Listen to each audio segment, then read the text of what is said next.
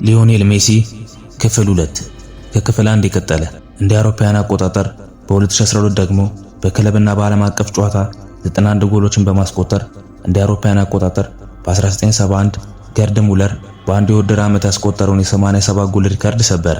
ምን ይሄ ብቻ! እንደ አውሮፓውያን አቆጣጠር በጃንዋሪ 2013 ደግሞ የፊፋ ምርጥ ተጫዋች ባላንዶርን ለአራተኛ ጊዜ አሸነፈ።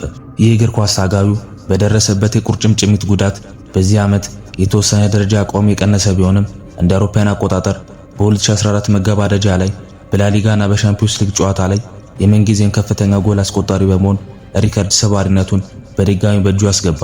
ሲፈጠር ለድል ሁሉ የተባለው ሜሲ እንደ አውሮፓውያን አቆጣጠር በ2015 ደግሞ ባርሴሎናን ለሁለተኛ ትሪቡን እንዳሳካ ካደረገ በኋላ ለአምስተኛ ጊዜ የፊፋ ባላንዶርን አነሳ።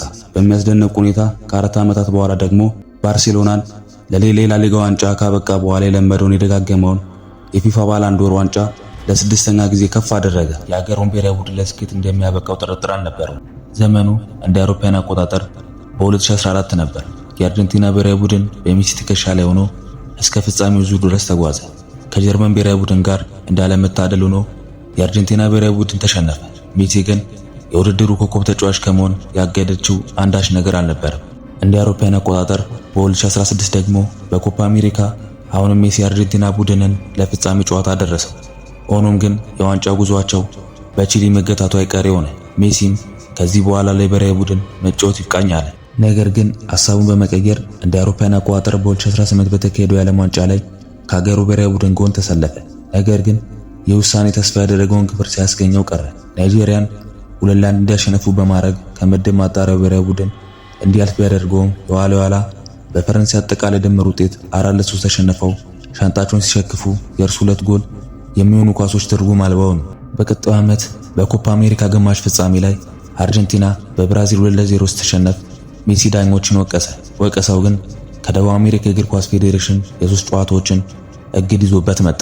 እንደ አውሮፓውያን አቆጣጠር በ2016 ሜሲ ከታክስ ማጭበርበር ቅሌት ጋር በተያያዘ የባርሴሎና ፍርድ ቤት አባቱና እርሱን ጥፋተኛ ሲላቸው ስሙ መጥፎ ጎን በተደጋጋሚ መነሳት ጀመረ።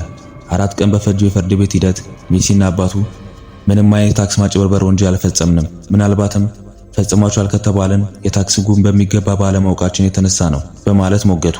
ፍርድ ቤቱ 21 ወራትን በስፔን እስር ቤቶች ውስጥ በእስር እንዲያሳለፉ የፈረደባቸው ቢሆንም ቅጣቱ ወደ ገንዘብ ተቀይሮላቸው ሜሲ 2 ሚሊዮን ዩሮ እንዲከፍል ሲወሰንበት አባቱ ደግሞ 1.5 ሚሊዮን ዩሮ በመክፈል ከእስር መዳን ቻሉ።